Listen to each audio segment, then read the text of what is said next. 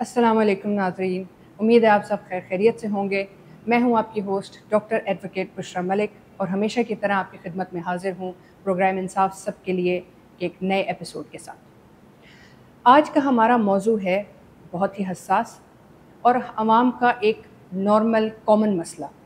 वो ये कि हमारा पुलिस डिपार्टमेंट, पुलिस एहलकार जब उन्हें अरेस्ट करते हैं किसी भी मामले पे, तो क्या वो अपने इन फ़राइज़ से, अपनी इन अरेस्ट पावर्स से पूरी तरीके से अवेयर हैं या नहीं?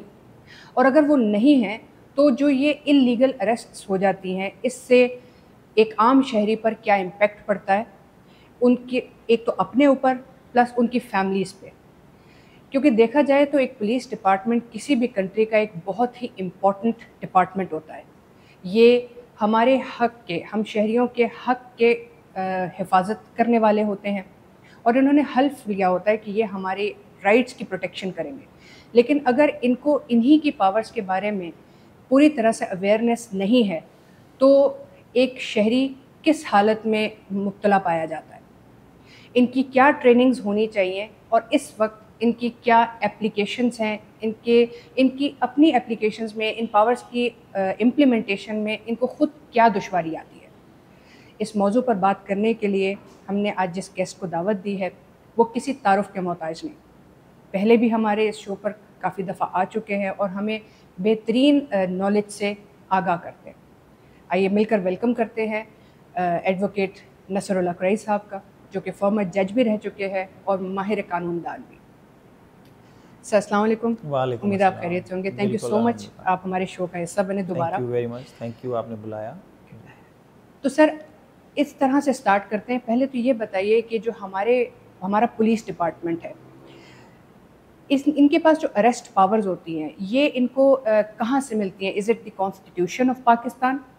और दूसरा ये कि आजकल हमारे मुल्क में पुलिस की जो अरेस्ट पावर्स हैं, इनका क्या मसला चल रहा है? अवाम उनसे क्यों परेशान है? जी, देखिए कानूनी तौर पे अगर देखें हम, तो अरेस्ट को अगर आप डिफरेंट पार्ट्स में डिफ़ाइन करना चाहें, तो बुनियादी तौर पर जो एक अरेस्ट होता है वो सेक्शन 54 सीआरपीसी के तहत, और उसके अंदर देर आर 9 कंडीशंस जिनमें आप जो है वो पुलिस अरेस्ट कर सकती है किसी भी पर्सन को on the basis of apprehension, कि जनाब उनके ख़िलाफ़ कोई जो है वो कंप्लेंट आ गई है या दे एप्रीहेंड कि जनाब ये they are going to commit some kind of offence that is cognizable offence. ठीक है जी, ये तो एक साइड हो गई। दूसरा यानी अरेस्ट के लिए वो ये होती है कि आपको सिक्योरिटी मेंटेन करनी है।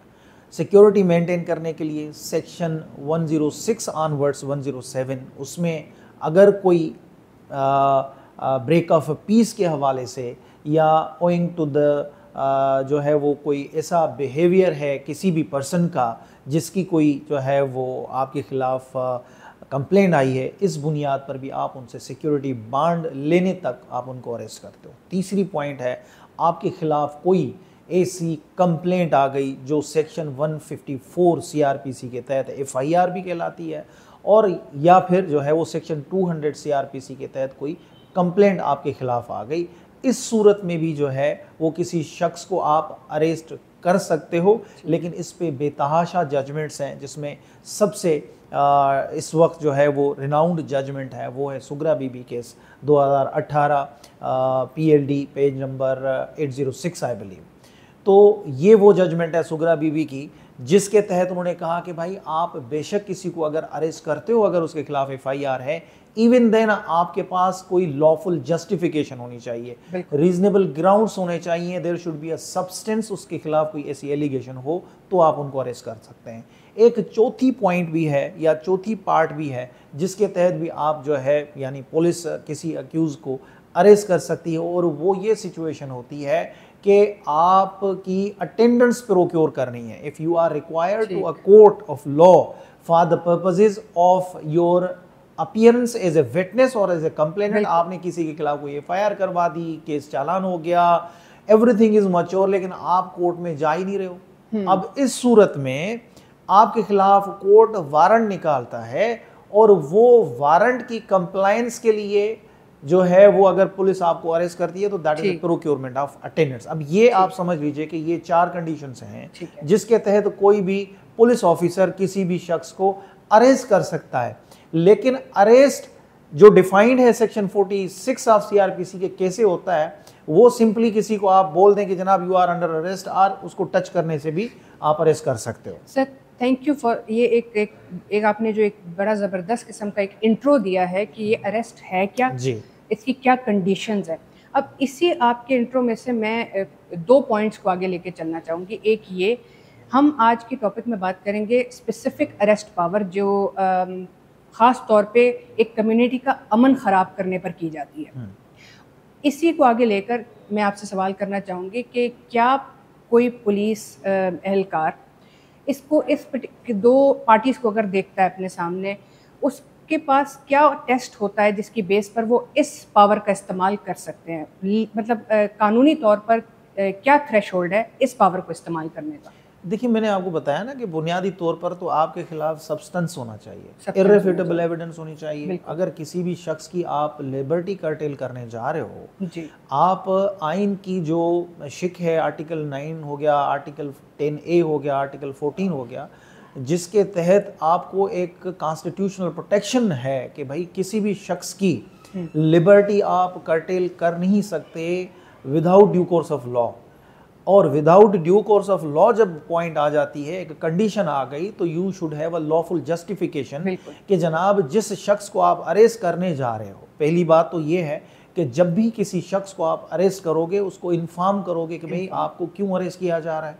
इसके ऊपर हमारे पास बेतहाशा लॉज हैं, जिसमें आपका पुलिस ऑर्डर 2002 आ गया, पुलिस रूल्स 1934 में 24.4 में कैटेगोरिकली लिखा हुआ है। हमारे यहाँ सिंध में पुलिस एक्ट 1861 जो है वो प्रीवेल करता है, उसमें प्रोवाइडेड है। और इसके अलावा पुलिस रूल्स 1934 का रूल 26.1 है। ये सारी चीज़ें उस चीज़ को बाकायदा से जो जस्टिफिकेशन आप सवाल कर रही हो उसको पुलिस वाले को पता होना चाहिए कि भाई मैं अगर इसको अरेस्ट करूंगा तो सबसे बुनियादी चीज़ ये होगी कि मैं अगर इस बंदे को अरेस्ट नहीं करता तो इधर ही is going to repeat that offence, या ये एक ऐसा ऑफेंडर है जो हमारी गिरफ्त से अगर निकल जाता है डेफिनेटली तो ये दोबारा हमें ये या तो इसके खिलाफ बेतहाशा ऐसे केसेस हैं जिनमें ये एब्सकॉन्डर है। और उसके अलावा सबसे बुनियादी चीज़ ये है कि जिस ऑफेंस में आप उसको अरेस्ट करने जा रहे हो वो शेड्यूल सीआरपीसी का जो है, सेकंड शेड्यूल सीआरपीसी, उसके तहत वो जो ऑफेंस है पर्टिकुलरली वो डिफाइंड है, you can arrest him without issuance of a warrant, यानी कि वो जो ऑफेंस है वो कॉग्निजेबल है, काबिल दस्तंदाजी है, और इस सूरत में आप उसको अरेस्ट करोगे। अगर इन सूरतों में से कोई भी ऐसी सूरत नहीं है तो आप उसको अरेस्ट नहीं कर सकते। फिर आप क्या करेंगे अगर ये एस्टेब्लिश टेस्ट नहीं हो रहा और आपको दिख रहा है कि इनमें से कोई ऐसी सिचुएशन पूरी नहीं हो रही, तो फिर क्या उसको आप वहाँ वार्निंग दे के छोड़ेंगे या उस मौके पे एक पुलिस एहलकार का क्या काम बनता है? देखें, सबसे पहली बात तो ये है कि बेल हमारे पास जो है वो बेल प्रोविजंस अवेलेबल है। ठीक है। अब बेल, पुलिस बेल भी दे सकती है। अगर आपने किसी शख्स को अरेस्ट किया, चलें जी, आपके पास सब्सटेंस नहीं था, आपने एप्रीहेंशन की बुनियाद पे उसको अरेस्ट किया, तो पुलिस के पास इख्तियार है कि उससे पीआर बांड ले ले, उससे जो है वो जमानत ले ले और उसको बिल्कुल उस वक्त वो जमानत दे सकता है। और अगर ऐसी सूरत हो जिसमें उसको कंफ्यूजन है, उसको लगता है कि मैं इस एविडेंस को इस तरह से जो है वो समझ नहीं सकता, या मेरी कंप्रीहेंशन इतनी लॉ के हिसाब से इतनी नहीं है, तो मैक्सिमम क्या होगा कि आपने 24 घंटे के अंदर उस अक्यूज को अगर अरेस्ट कर भी लिया तो you are suppose to produce him before the magistrate concern. फिर मैजिस्ट्रेट साहब के पास इख्तियारात होते हैं कि वो उस शख्स को सेक्शन 63 के तहत due to non availability of evidence उस शख्स को 63 में डिस्चार्ज कर सकता है। तो हमारे यहाँ लॉ में तमाम मैकेनिज्म, तमाम प्रोविजंस अवेलेबल हैं जिनको इन्वोक किया जा सकता है, जिनको बुनियाद बना के आप उसकी जो कन्फाइनमेंट है उसको एक्सटेंड भी कर सकते हो, और आप चाहें अगर उसके खिलाफ एविडेंस नहीं है आप उसको बाउंड इन करें। बाउंड इन करने के बाद उसे कहें कि जनाब जब भी आपके खिलाफ कोई इस तरह की सब्सटेंशियल एविडेंस, इर्रिफ्यूटेबल एविडेंस आएगी तो आपको दोबारा कोर्ट में अपना पुलिस स्टेशन पे आना पड़ेगा। तो बेसिकली आप ये कहना चाह रहे हैं कि अगर किसी बंदे को आपने बिहाइंड द बार्स कर दिया एंड इफ़ समवन कोई उससे उसकी फैमिली या इवन वो बंदा भी ये पूछता है कि मुझे किस जुर्म में आपने इस वक्त अंदर किया है, तो उसका सिर्फ ये कह देना इनफ नहीं है कि मैंने आपको CRPC इस पर्टिकुलर प्रोविजन के तहत अंदर कर दिया जी, उसको पूरा प्रॉपर उसको बताना पड़ेगा आपकी ये ऑफेंस था, सेट ऑफ एलिगेशंस देना तो लाजमी है, ये उस बंदे का राइट है जिसको आपने किया, इवन उसकी सिर्फ उसी को या उसकी फैमिली को भी। जी बिल्कुल, मैंने जिस तरह आपको बताया कि अगर आप किसी भी शख्स को अरेस्ट करते हो तो he must be informed as to whether why he is being arrested, number 1। दूसरा, उसका जो भी फैमिली फ्रेंड्स या नेक्स्ट ऑफ हिज किन जो भी अवेलेबल आपको जो है वो इन्फॉर्म करता है, तो he must be informed accordingly कि जनाब ये शख्स आपका जो कजिन है, भाई है, बेटा है, जो भी है, वी हैव अरेस्टेड हिम और इसको यूं अरेस्ट किया है हमने, ये उसके खिलाफ एलिगेशन था। अच्छा, और with in for example 24 hours के लिए उस बंदे को उसने डिटेन करा हुआ है। अब विद इन दैट वो 24 आवर्स के दरमियान क्या वो जो अरेस्टेड पर्सन है उसका ये भी राइट है कि विद इन दैट 24 आवर्स वो अपना कोई वकील भी हायर करने का रिक्वेस्ट कर डाल सकता है? पहली ये बात भी सब पुलिस इन्फॉर्म करना चाहिए। जी बिल्कुल ऐसा ही है।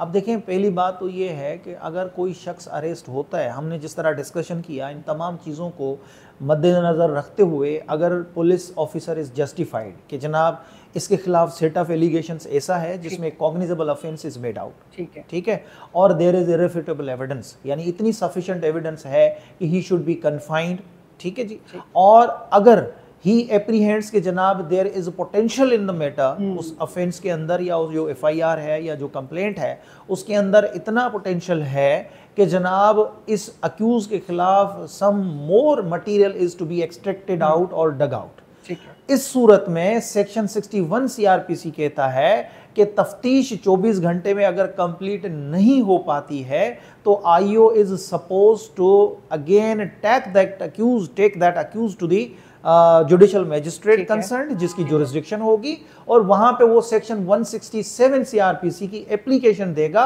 और उसमें वो ग्राउंड्स देगा, रीजंस देगा कि जनाब why he needs further physical custody of that accused. वो फिजिकल कस्टडी मांगने के लिए जस्टिफाई करेगा, लेकिन उस 167 CRPC की एप्लीकेशन के साथ जो प्रिविलेज कम्युनिकेशन होती है that is under section 172 CRPC, जो वो पूरी रिकॉर्डिंग कर रहा होता है वहां पे हर उस अमल की जो उसके साथ नेक्सस रखता है, जो वो मैजिस्ट्रेट के सामने पेश करेगा, पहली बात। दूसरी बात यह है कि रूल 25.56 पुलिस रूल्स 1934 उसका एक फॉर्म दे रखा है कि उस फॉर्म के तहत वो एक इंटरिम चालान बना के कोर्ट में पेश करेगा। अगर आप उस फॉर्म की जो है तमाम कॉलम्स और रोज को देखेंगे और कंपेयर करेंगे तो वो जो चालान फाइनल चालान होता है हमारा, बिल्कुल तमाम कॉलम्स वही हैं, हर चीज वही है। सेक्शन 173 CRPC के तहत जो आप चालान जमा करवाते हैं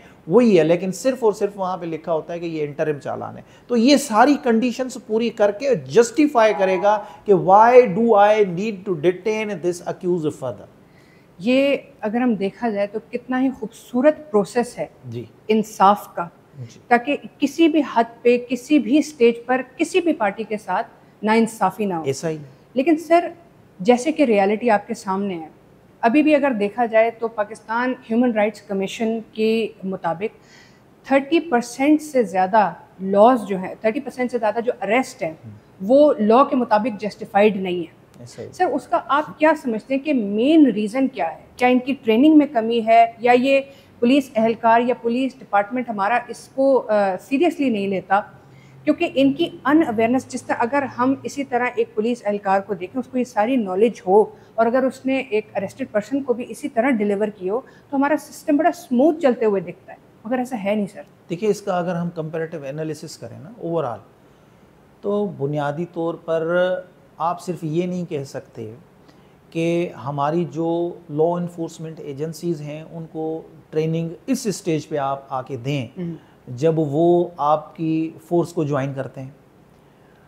आपके जितने भी ऑफिसर्स हैं, बेशक वो CSS ऑफिसर्स होंगे, फिर अगर हमारे उन जो सबॉर्डिनेट ऑफिसर्स हैं ASI से लेकर इंस्पेक्टर और फिर DSP तक, अगर उनको भी देखें तो वो भी एक लॉ कमीशन के थ्रू आ रहे होते हैं, और मुख्तलिफ पुलिस स्टेशंस पे उनकी ट्रेनिंग भी हो रही होती हैं।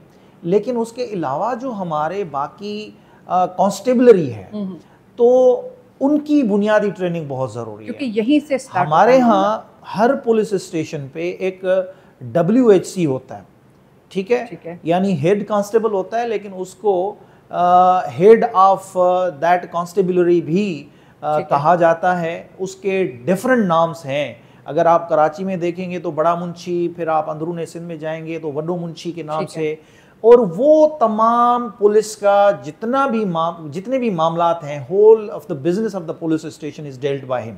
इवन आपका जो SHO है वो भी समझ लीजिए कि उन्हीं की जो है वो इंस्ट्रक्शंस पे ज़्यादातर जो है वो अमल पेरा होता है। रूल ऑफ लॉ तो वहाँ पे मतलब किसी सूरत भी, हाँ जो उनकी हाँ प्रैक्टिस में है सारी चीज़ें वही कैरी कर रहे होते हैं। तो बुनियादी तौर पर हमारी जो स्कूलिंग है, जहाँ पे हमारी एक सोशल एजुकेशन है, वो बेसिकली बड़ी हम लोग लेक कर रहे हैं, ठीक है। वो हमारी एजुकेशन प्रॉपर नहीं होती जब हमारी मेंटल अप्रोच ही नहीं होगी इतनी डेवलप्ड कि हम आगे जाके, चूंकि लॉ जो है ना इतना ड्राई सब्जेक्ट है, इसको हर आम और खास उस तरीके से समझ ही नहीं सकता। दूसरी बात कि ये जो लॉज हैं हमारे पास, ख़ास तौर पे CRPC, PPC, कानून शहादत तो 1984 में आया, लेकिन वो भी जो है वो मुसलमान 1984 में हुआ। उससे पहले एविडेंस एक्ट 1872 था, तो उसी को हमने प्रोमलगेट किया ना, वहीं से बारोइंग करी। थोड़े बहुत उसके अंदर प्रोविजन जो है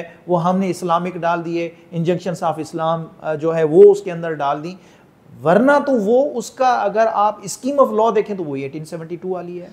तो मेरी बात जरा सुन लीजिएगा कि ये बुनियादी तौर पर जितने भी लॉज हैं इतने एग्जॉस्टिव हैं, और इन पे अगर प्रॉपर तरीके से ट्रेनिंग हो जाए और ये पुलिस ऑफिसर समझने लगे, वरना तो देखिए अगर लॉ में आप देखें, मैंने आपको बताया सेक्शन 46, 54, 106 से ऑनवर्ड्स, फिर 154 में FIR होती है, फिर ये आगे जाके प्रोक्लेम्ड ऑफेंडर हो जाते हैं, एब्सकॉन्डर हो जाते हैं। इन तमाम चीजों को देखें तो हर दूसरा शख्स जो है वो अरेस्ट होकर थाने में पड़ा हो, लेकिन ऐसा है नहीं। हमारे यहाँ जो जुडिशरी ने अपनी ऑब्जर्वेशंस दी हैं, मुख्तलिफ जजमेंट्स, इस तरह मैंने सुगरा बीबी का नाम लिया कि एक केस है हमारा, बड़ा एक मुस्तनिद केस है, ज़बरदस्त केस है, एग्जॉस्टिव है, उसमें डबल FIR के ऊपर भी जो है ऑब्जर्वेशन है, अरेस्ट ऑफ पर्संस के ऊपर भी है। लेटेस्ट जजमेंट 2021 की भी है, PLD supreme court, page number मुझे याद नहीं आ रहा इस वक्त, वो है 2020 की एक जजमेंट है। तो इन्होंने बाकायदा से ऑनरेबल सुप्रीम कोर्ट ने एक्सप्लेन कर दिया है कि वेयर एंड व्हाई यू जो है a person is to be arrested, और उसकी जो लिबर्टी है वो कैसे कर्टेल की जा सकती है। सर अब जो पुलिस एहलकार इलीगल अरेस्ट्स कर रहे हैं जानबूझ के या without knowledge, being unaware, sir उनकी क्या अकाउंटेबिलिटी है?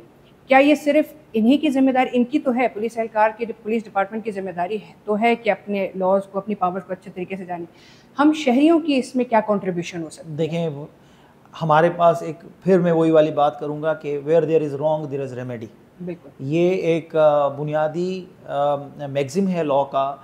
अगर यही वजह है, हमारे यहाँ आपने देखा होगा कि 491 CRPC है जिसमें रिट ऑफ हेबियस कॉर्पस जो है वो फाइल होती है। This is the power of sessions court.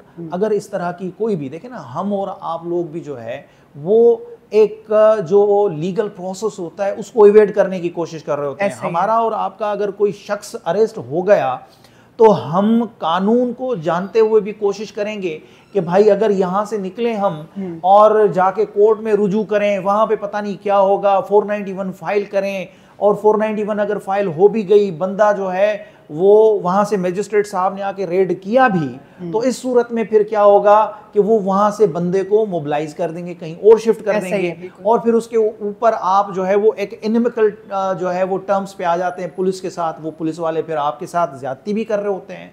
एक तो ये कहानी हो गई। दूसरा, वो जो अक्यूज्ड है, अगर उसको आप, अगर किसी ने कन्फाइन किया, इलीगली कन्फाइन हुआ है, तो पहले दिन आज के दौर में 15 पे कॉल कर दें, सोशल मीडिया पे आप एक ईमेल डाल दें, या जो है वो उसी वक्त कोई फैक्स कर दें, या आप एक वीडियो बना के उसी लम्हे की सोशल मीडिया पे ऑन एयर कर दें। ये क्या होता है? ये बेसिकली आपकी एक एविडेंस होती है कि जनाब ये पुलिस वाले जब इस अक्यूज को पेश करेंगे आज के 4 दिन के बाद, तो आपके पास एक जस्टिफिकेशन होगी कि नहीं जनाब, ही वाज इलीगली अरेस्टेड। फिर क्या होगा, जैसे ही उस अक्यूज को पेश किया जाएगा अंडर सेक्शन 167 उसके रिमांड के लिए, तो वो भी बजाते खुद वहां पे बोलेगा कि जनाब मेरा जो अरेस्ट था वो इन्होंने इस दिन पे नहीं किया, मेरा अरेस्ट आज से 4 दिन पहले हुआ था। तो वो एक आपके पास जस्टिफिकेशन हो जाती है। आपकी वो जो 4 दिन की इलीगल कन्फाइनमेंट रही, फिर आप उसी वक्त मैजिस्ट्रेट 167 के टाइम पे ही उस पर्टिकुलर, क्योंकि ये भी तो ऑफेंस है, उसकी कॉग्निजेंस ले सकता है, 342 की जो है वो एफआईआर की डायरेक्शन दे सकता है, उसके खिलाफ जो है वो डायरेक्ट कंप्लेंट फाइल कर सकता है। तो बुनियादी तौर पर ये सारी रेमेडीज भी अवेलेबल हैं। फिर अगर 491 में आपको कोई रिलीफ नहीं मिलता तो आर्टिकल 199 में हेबियस कॉर्पस की इख्तियार simultaneously parallelly honourable high court को भी है कॉन्स्टिट्यूशनल जुरिसडिक्शन में, क्योंकि देखें ना, आपका राइट ऑफ एक फंडामेंटल राइट है जो आर्टिकल 9 आर्टिकल 14 के अंदर जो है वो प्रोटेक्टेड है। तो you should go for that particular right and for enforcement of your fundamental right. तो बेसिकली जस्ट हम अपने प्रोग्राम को इख्तिताम करते हुए ये मैसेज पहुंचाते हैं नाजरीन तक कि ये सिर्फ और सिर्फ पुलिस एहलकार की जिम्मेदारी नहीं, बल्कि हमारी एज अ शहरी भी जिम्मेदारी है कि हम अपने राइट्स को बहुत अच्छे तरीके से जानें, और जब हमें लगे कि कोई ऐसा इशू हो रहा है तो हम पुलिस एहलकार को, पुलिस डिपार्टमेंट की भी, उनको भी एजुकेट करने के लिए बताएं कि ये हमारा राइट है और इस पर आपकी ये पावर बनती है या ये पावर नहीं बनती। इससे होता ही है कि दोनों पार्टीज अलर्ट हो जाती हैं विद रिगार्ड्स टू कि अगर हमने कोई भी डी रेल हुआ या किसी ने भी अपनी पावर को इंटेंशनली या अनइंटेंशनली जो है इस्तेमाल किया, तो we will be held accountable for that. तो thank you so much sir, thanks a lot. इस पर हम ज़्यादा बात करते, लेकिन चूंकि हमारा प्रोग्राम जो है लिमिटेड होता है, टाइम कंस्ट्रेंट होता है, तो इसलिए हमें अपने टॉपिक को, सवालात को महदूद रखना पड़ता है। Thank you. तो नाजरीन, जैसा कि आप लोगों ने सुना आज की बेहतरीन और दिलचस्प गुफ्तगू से, उम्मीद है आप लोगों को काफ़ी ज़्यादा रोशनी मिली होगी, गाइडेंस मिली होगी। फिर भी अगर आपके कुछ सवालात रह गए हों तो हमारी स्क्रीन पर डिस्प्ले हुए व्हाट्सएप नंबर पर ज़रूर रब्ता कीजिएगा। हम पूरी कोशिश करेंगे कि हम आपके सवालात का जवाब दे सकें। और हमेशा की तरह हमारे चैनल मीडिया फोकस को सब्सक्राइब कीजिएगा, लाइक कीजिएगा, ताकि आप तक हमारी वीडियोज़ पहुँचती रहें। नेक्स्ट एपिसोड के लिए अपनी इस होस्ट को इजाज़त दीजिए। अल्लाह हाफ़िज़।